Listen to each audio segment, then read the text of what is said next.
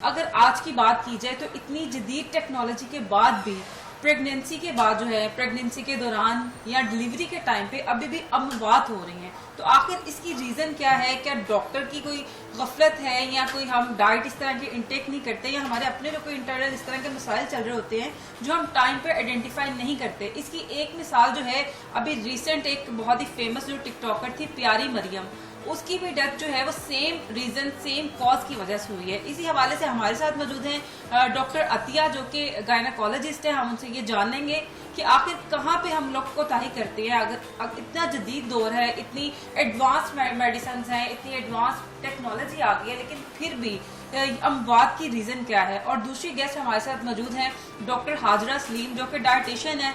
उनसे हम ये पूछने की कोशिश करेंगे कि आखिर प्रेगनेंसी में किस तरह की डाइट जो है वो इंटेक करनी चाहिए कि हम मेडिसिन से थोड़ा सा बच जाएं या जो डिलीवरी के टाइम पे हमें कॉम्प्लिकेशन होते हैं हम वो ना हो पाए। तो चलते हैं डॉक्टर अतिया की जानिब, उनसे बात करते हैं। अस्सलाम वालेकुम, कैसी हैं आप? अल्हम्दुलिल्लाह। अच्छा बताइएगा कि इतनी जदीद दौर में भी जो है वो प्रेगनेंसी के दौरान या डिलीवरी के टाइम पे डेथ जो है वो हो रही है। जी बेटा, प्रेगनेंसी देखें हाई रिस्क एक स्टेट होती है। लोग इसे इजी लेते हैं क्योंकि पाकिस्तान में रोज पैदा हो रहे हैं बच्चे, और इनडायरेक्टली अगर मैं कहूँ ना तो वुमेन की कोई औरतों की कोई आप कह रहे वैल्यू नहीं की जाती। ठीक है, तो इसीलिए ये होता है कि धड़ाधड़ आप सोचे बच्चे पैदा हो रहे हैं, लेकिन खतून को माँ की वो वैल्यू नहीं होती। बच्चे की वैल्यू जरूर हो रही होती कि बच्चा आ रहा है, मैन पावर जनरेट कर रहे हैं, लेकिन the person who is the main आप उसके लिए है उसकी कोई वैल्यू नहीं होती। और पेशेंट आपकी फीमेल जो होती है प्रेगनेंसी में कंप्रोमाइज तब होती है जब आप उसे वैल्यू नहीं देते, जो उसको उस वक्त केयर चाहिए होती है वो प्रोवाइड नहीं करते। अब जिस तरह ये प्यारी मरियम, ये तो एक इंसिडेंस ऐसे है कि नो डाउट उसकी ट्विन प्रेगनेंसी थी, तो उसके बाद एक कॉम्प्लिकेशन होती है जिसे हम पोस्टमार्टम हेमरेज कहते हैं, यानी डिलीवरी के बाद ब्लीडिंग का ज्यादा होना। ठीक है, तो ये किसी को भी हो सकता है, दुनिया में डॉक्यूमेंटेड कॉम्प्लिकेशन है, हर कोई इसमें से गुजरता है।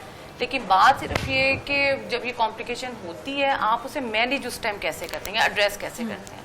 अब जाहिर बात है, एक तो पेशेंट के रिसोर्सेज ही वो नहीं है, वो वहाँ पहुंच ही नहीं पाती। हमारी जो खवातीन है सबसे ज्यादा सफर वहाँ पर करती है कि इकोनॉमिक बैरियर, अगर वो पेरिफ्री में रहती हैं जाहिर बात है वो अफोर्ड नहीं कर सकती, वो घरों में डिलीवरी करा लेती हैं। अब घर में कौन देखे, अगर वो ब्लीडिंग उसे हो रही है तो blood should be replace by blood. अगर ब्लीडिंग हो रही है तो ऑब्वियसली वो सिर्फ उसी सूरत में बच सकती है कि उसको ब्लड ही उस टाइम दिया जाए।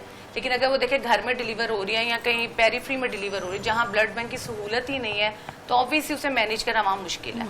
इसमें ना डॉक्टर कसूरवार है ना बेचारी पेशेंट कसूरवार है, लेकिन आपकी जो हेल्थ केयर फैसिलिटीज जो वहाँ अवेलेबल नहीं है, दैट इज मेन कल्प्रिट।